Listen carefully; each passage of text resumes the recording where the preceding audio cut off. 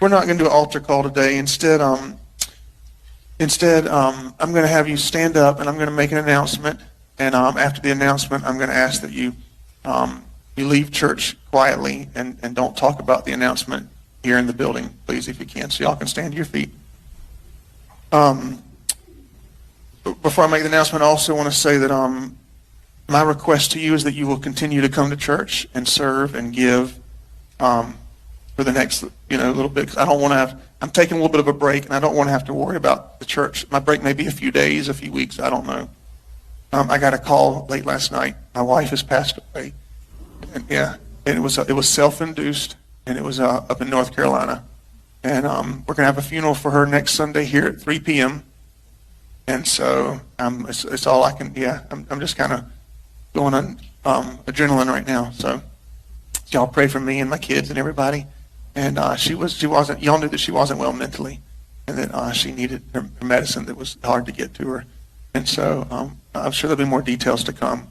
But just keep our family in your prayers. And I'm going to let Pastor Randall, my bishop, he can pray. I'll get him a microphone. He'll pray out. And if you have anything you want to share as well, I appreciate it.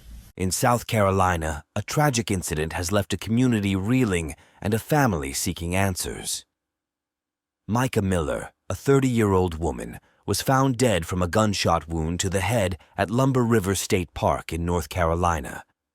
Her husband, John Paul Miller, who is a pastor at Solid Rock Church in Myrtle Beach, South Carolina, broke the news to his congregation during a service, attributing her death to suicide. John Paul Miller described his late wife's struggles with mental health, stating that she had battled suicidal thoughts before, but had been supported by their church community. He also mentioned the difficulties in accessing medication she needed.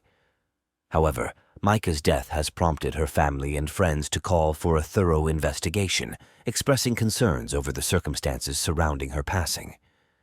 They emphasized that her situation wasn't just a matter of mental health issues and urged authorities to delve deeper into the matter.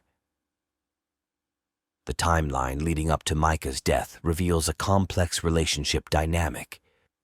She had filed for divorce from John Paul in October 2023, although the case was later dismissed. Despite this, both had separately sought financial support through legal filings. Just days before her death, Mica had also filed for separate support and maintenance, indicating ongoing tensions in their relationship. Mica's family has been vocal on social media, seeking justice for her and dispelling any false narratives about her life. They remember her as a vibrant and loving person, deeply involved in various church activities. Of Mica Miller. Miller was the wife of a Myrtle Beach pastor. She died at the end of April at Lumber State Park in Robeson County, and it's rattled the Myrtle Beach community and nation.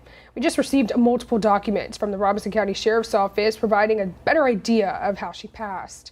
Video from a Ring camera show Mica leaving her home around 11:38 on April 27th. She then drove to Dick's Pawn Shop on Mr. Joe White Avenue in Myrtle Beach just before 12:15. Deputies say she was instantly approved to buy a gun and ammunition. At that point, Mica drives to 41 Grocery and Grill in Mullins, where she bought gas and a drink.